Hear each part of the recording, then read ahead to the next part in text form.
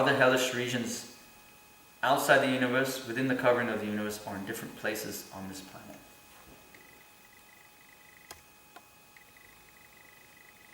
But I know you know the answer, because you hang out in Narayan once a year.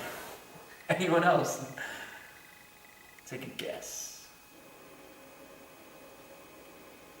Yes? Because this Bhagavatam was spoken not just for Maharaj Parikshit, but also for just the people of Kali Yuga. Yes. So it's very nice with a heads up, knowing what's out there. That's partly answering the question. Anyone else? More specific? Yes, Dr. Oscar. I guess is that it's a little bit different places. It's not only one place. Getting closer, warmer. Yes. Could it be to identify where these places are? That's, so that we don't... that's also, again, part of the answer. Anyone else? What did Dr. Oscar say? Dr. Oscar, please repeat louder.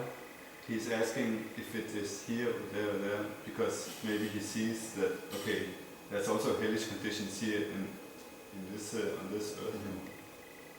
So it may be a little all the different places together. The hellish condition is in us, and it is not somewhere else.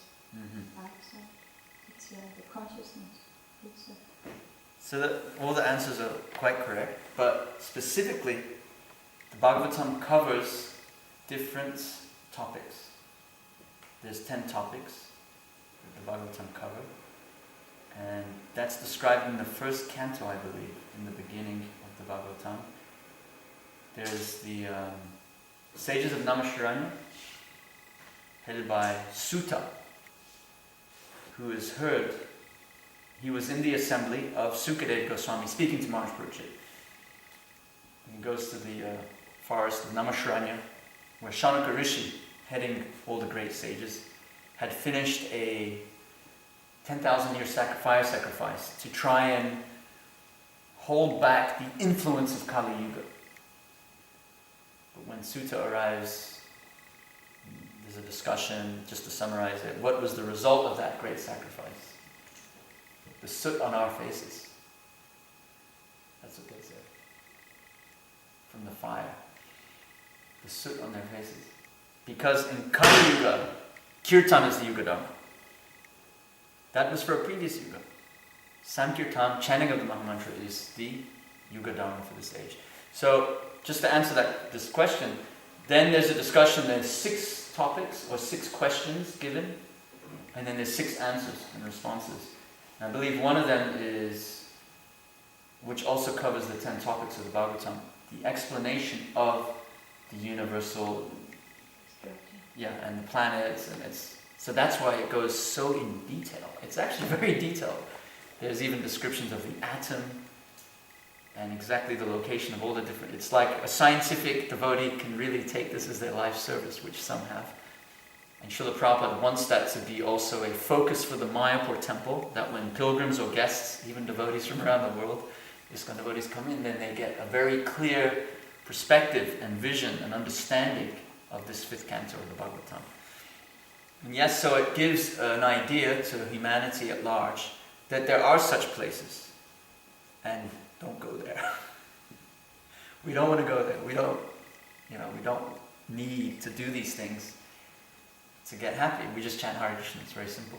But unfortunately, the atheistic society that we are living in, all the leaders, the scientists, they have this atheistic mentality, impersonal mentality. And because of that, they're misguiding millions, and you can say even billions of people towards hell, which is also a hellish planet.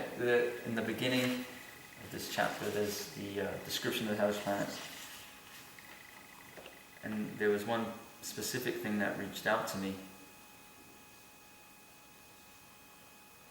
where it describes a government official. Let's see if I can find it.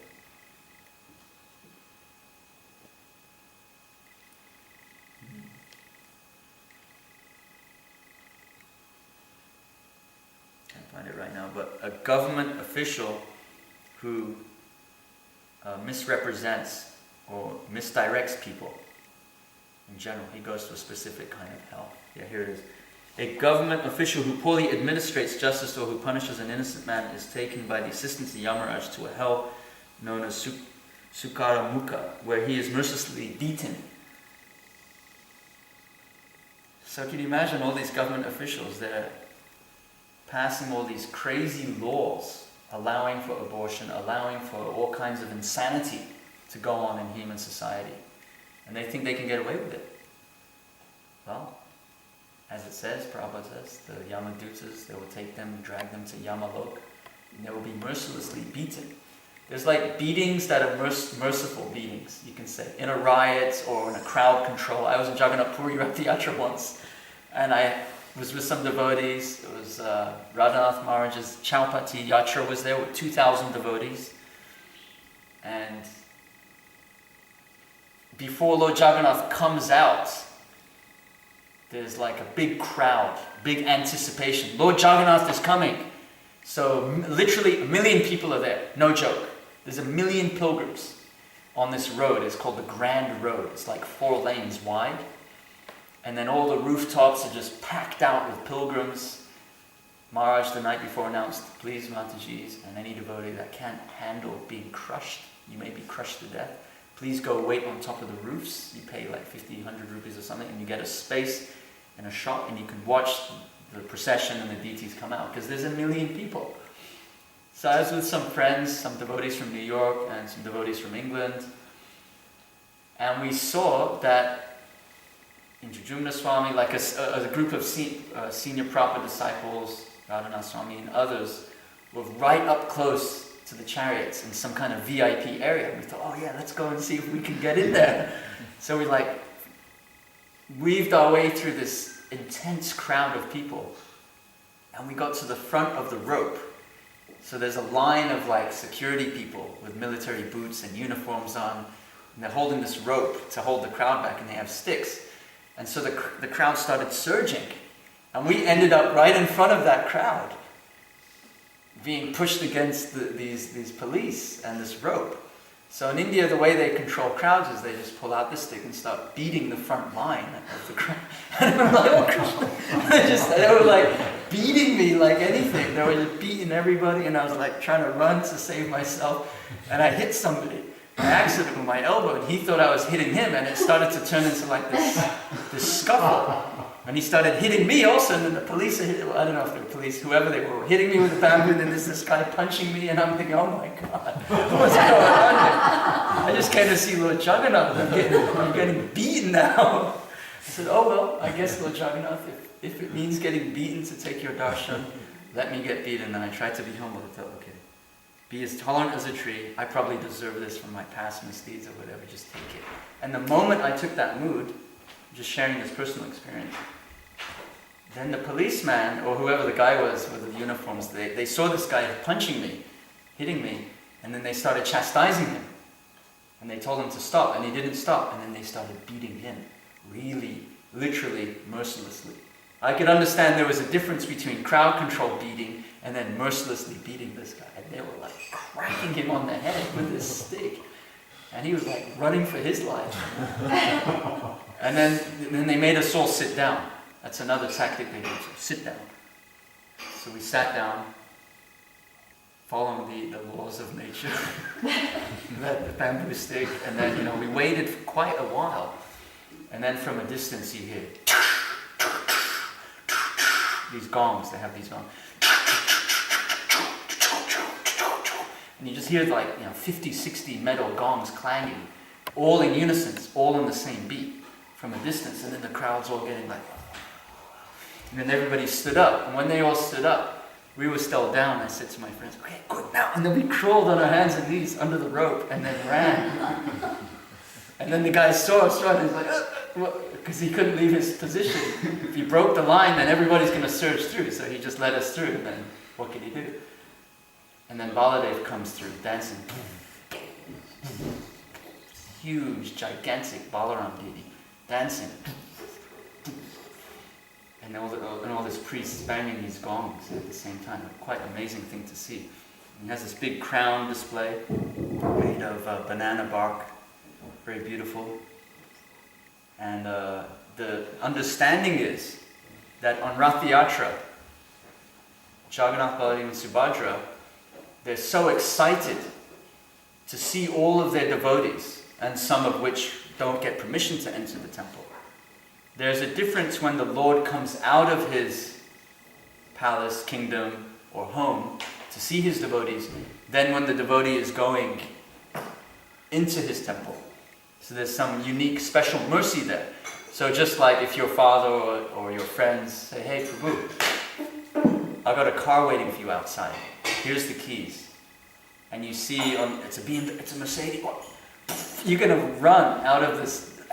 You're going to be so excited. Or like a child, you buy the child a new toy or a bicycle. So the deities are like in ecstasy. They got these chariots to ride on, and there's this big festival, and all the devotees are waiting to see them, so they run out of their temple. And the Pandits say that they're not in control, they're not carrying the deity. They're trying to slow the deities down and like a drunk guy who's intoxicated, he's running in ecstasy, so whoa. Jai Shri Gaurnitai Ki. So the mood of the Jagannath Pandits is that they're saying, this has come from the temple, that no, we're not carrying him. We're trying to hold him back because he's like going crazy. He's like a wild man running now. Jumping down those steps of the Jagannath temple, coming out to see what's going on. And we're like, hey, yeah, my chariot. And there has been incidences, Mahanidhi Swami told me, where he's seen personally. Because sometimes the pandas, they're a little heavy. Sometimes, I get in every time. Sometimes I've been in with my wife. Sometimes they stop her and harass her because she's a little light-skinned. So the pandas, they can be a little uncultured in their vocabulary. Sometimes they have a different relationship with the deity. Their relationship with the deity is not so much like in awe and reverence, like in South India. There's so many rules and like that. They follow those kind of things, but in the way that they deal with Jagannath is sometimes in a very personal way. And in that very personal way, sometimes there's some familiarity. So it may be difficult to understand, but they sometimes refer to him in bad ways. Like Jagannath, "Hey Kaliya, why are you not cooperating?" Like they'll shout at Jagannath like this. Kaliya is like, a derogatory term. I've had it called to me sometimes in India. "Hey Kaliya." It's like a way of like I guess you could say in bad language, "Oh, you person from such a region of Africa," like that. It's like a really derogatory. So they have like a different relationship with Jagannath than us. And sometimes he doesn't like it. And he gives them a little bit chastisement. And Maharaj told me he was at Rath Yatra once, and Jagannath's going up his ramp. There's a ramp to get on the cart. And then he decides to, all of a sudden, to do a 180-degree turn. And he knocks like 20 guys go flying backwards off this ramp, 20 foot, to the ground. And he's just, okay. And then he carries on. For real. They're not controlling the I've seen it. So then, anyway, the deities get on the chariot, and then, the government's made a rule now that they must reach Gundicha by sunset. Because sometimes the chariot will just stop. And that's it. No matter how many people are pulling, it's not going anywhere. For whatever reason, and then they do some special puja or something, and then the chariot moves again. And that used to happen over a day or two. So now the government said, no, it has to be at Gundicha by sunset on the same day. Because it would just create too much chaos with millions of people. So the chariots finally reach Gundicha, and then they stay on the deities stay on the chariot overnight. And then pilgrims get to go up to the chariot. They put ladders, and you can go do an offering. Pay a priest, you do a special offering. You can put your head on the deity's feet. Sometimes devotees embrace the deities also. And then the next day, by evening time, then they bring the deities off, down ramps, into Gundicha. So that year we were waiting as close as we could to the Rath Yatra chariot of Jagannath. And when they bring Jagannath, when he's coming down, then the pandas are going like this to the crowd. Jai Jagannath, Bolo Jai Jagannath, Jai Jagannath. But some people are just like, they're just staring. They're not really responding. But we had a little group of devotees, and we were going, Jai Jagannath, Jai Jagannath! Bolo, Jai Jagannath! At the top of our lungs, and then all of a sudden he turns and looks. He did a full, 180-degree turn, looked, and then carried on going down this ramp. And he was right on the edge of the ramp, at the top. That's where the tension's the most. And he just all of a sudden turned and looked, and then carried on. And Radhanath Swami, Satyananda Maharaj were on top of a hotel, and a few other Prabhupada disciples. And then the next morning in class, they said, "Did you see that? How Jagannath turned and looked at the devotees when they were screaming his name?" So the deity responds. He's a person. It's not just, okay, here's some wooden forms that come from some ancient story from the Puranas about such and such and blah, blah, blah. No, they're actually present. The deity, Krishna, is a person. He's in the deity. He's in the heart of the devotees. The more one becomes conscious of Krishna, you see Krishna everywhere. So the Lord is there. And to turn away from the Lord, that's a really hellish condition. And as Mataji said, one can put oneself in a hell within one's own hellish mentality. Just like there's the divine and demoniac in one, so the divine and demoniac are within each person. In Kali Yuga, in previous yugas, the divine and demoniac were, you could say, on a galactic universal scale, and then on an interplanetary scale, and then on the planet. These different battles were fought between the Devas and the Asuras in different levels. But as it came into Kali Yuga, then it became internal. The divine and demoniac nature are in each individual. So we have these internal battles sometimes to fight the lower nature, the demoniac nature, and come up with the mode of goodness. As described here, there's the mode of ignorance, passion, and goodness. And so from the platform of goodness, one can go into Krishna consciousness very easily. It's very difficult if one's in the mode of ignorance and passion. So to really fight that hellish mentality, or this mentality of Kali Yuga, the Iron Age, everything's mechanized, with iron, machines, consumerism, it's like this all-devouring hypocritical system that just eating humanity away. To cut through that, then we need to cut through that with real personalism. Because that's what touches people's hearts. I've seen that in book distribution. Hi, excuse me, hello. Hi, hello, one moment. Excuse me, here's a book. Yoga Meditation, Karma Reincarnation. Can you touch your toes? Sir? I say that to people. Oh, some people actually try it. It's not that kind of yoga. This is yoga of the heart.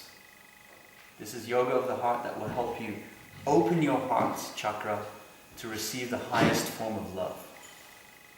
Take this book with you. Like that. Or even just by going down the street, or today we're going to be sitting in, I don't know where, but somewhere in town, chanting Hare Krishna, giving prasadam to people. Prasadam is purifying them, and they're hearing the Maha Mantra at the same time. Srila Prabhupada actually wanted prasad distribution along with Maha Mantra Kirtan. That's very clearly described. Jayadvaita Maharaj did a seminar once called, a little intense, I think, Food for Hell. Food for death. Food for death. Not food for life, food for death. So there's one thing distributing prasadam, but it's supposed to be prasad distribution along with the Maha Mantra. So the person gets it from both senses. They eat the prasadam, the tongue gets purified, and then they get the Maha Mantra. And then they'll chant Hare Krishna. So yeah, unfortunately the Earth planet is becoming more and more ruled by hellish mentalities of hellish people. Hellish governments, hellish leaders who are imposing hellish conditions on society. From within the womb, straight into from birth straight into like a nursery school, an educational system that just creates a hellish mentality. Force feeding children meat, and just programming them to become like, I don't know what, these hellish robots that just follow their orders. So Krishna consciousness is the only real solution for all of that madness out there. There's so many material kind of things that they try to do. There's UNICEF, there's Red Cross, there's all these different organizations, there's the UN, And they all hope to achieve some high standard of assistance to humanity. But in actuality, they're just trying to fill the material void with more material gaps. Solving a material problem with material solutions. The only solution is solving the material problem with a spiritual solution that deals with the root of the problem. And somehow we have that blessing from Srila Prabhupada and Gaura Nitai to spread that mercy, to spread that transcendental knowledge through book distribution, through kirtan and prasadam here. And of course Rath Yatra will be there, spreading the mercy of Lord Jagannath to everyone.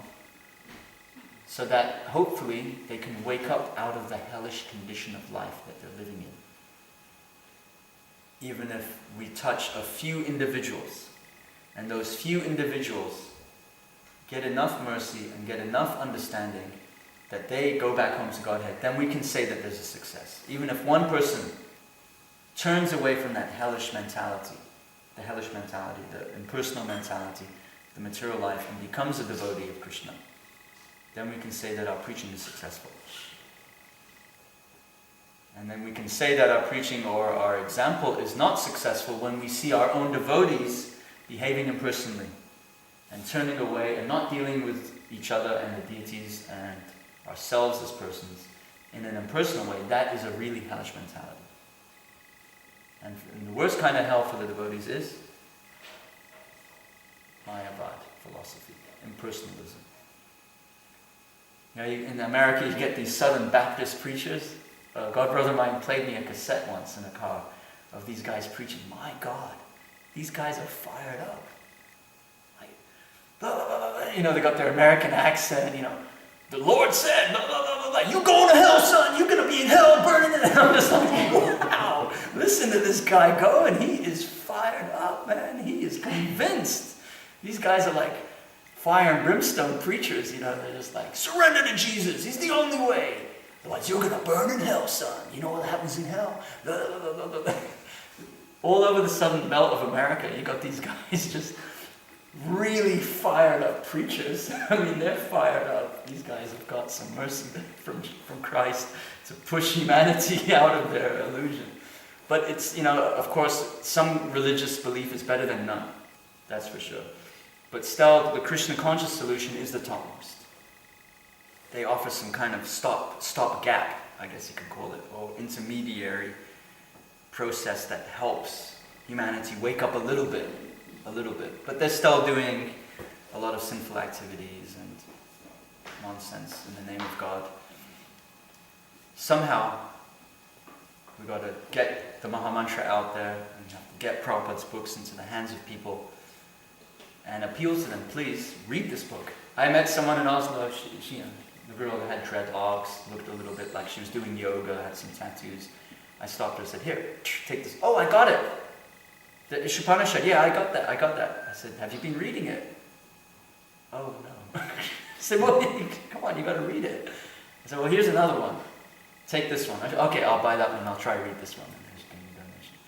But, so we're distributing books, Rune, you're going out there distributing books, and when you meet people, I mean, before I say, have a nice day, goodbye, make sure you read it, okay? Make sure you read it. That's what I tell them. When you go home, read it on the way home tonight. Sit on the train, on the bus, read it today, tonight. Just remind them, please read the books. Because people buy the books and they just sit on their bookshelf. Or, okay, it's a time bomb waiting to explode, but try and emphasize that in your book distribution. Don't forget to read it. This is not just an ordinary book, I tell people. This is the knowledge. I was saying in Spanish, I met someone who's from Spain, from Peru, and also I was saying, este conocimiento del alma. This is the knowledge of the soul. This is the knowledge of the soul. This is not an ordinary book. This is the knowledge of the soul. Please read it. Like that. So Srila Prabhupada has mercifully given us the purports and the Srimad Bhagavatam in his books that clearly describe where these hellish planets are and the resulting actions and resulting hells that people go to by performing them. I noticed a point here is that it's specifically for human beings. these kind of hells. It's not like, if an animal does this, then this animal goes here.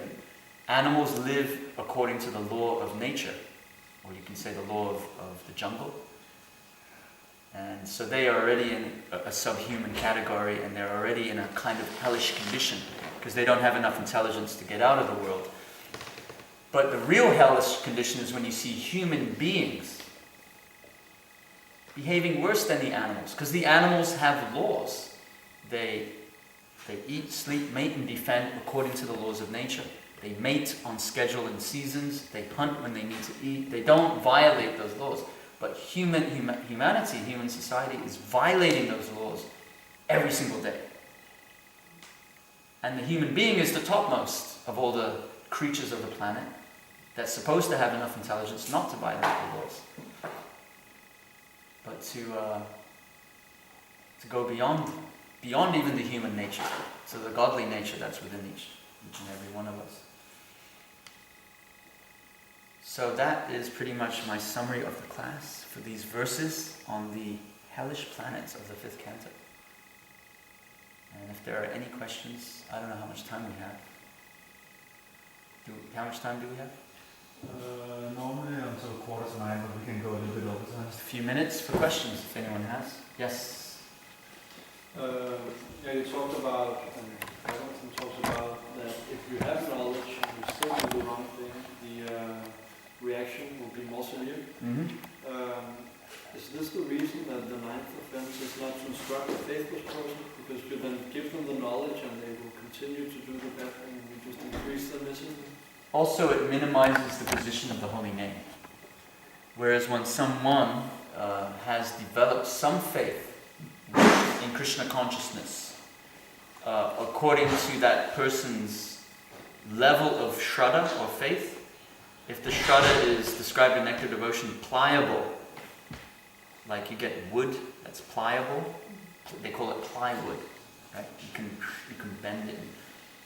But when someone's faith becomes a little bit more strong, then you can really say, look, just understand, it's all in the name. If you just chant the holy name purely, everything is there. The name, the form, the leelas, the pastimes, everything. Krishna and his name are non-different. It sounds simple, but it's actually a very deep, highly elevated stage of spiritual practice to attain.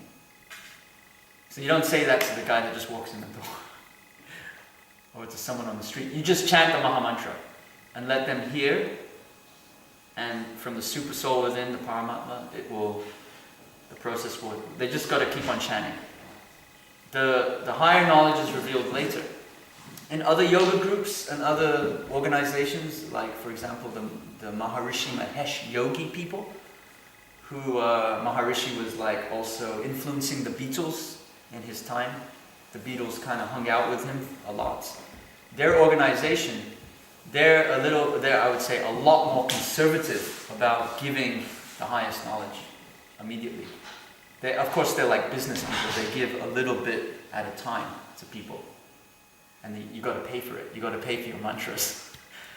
But they know, and Maharishi has been known to have said that the worship of Radha Krishna is the topmost.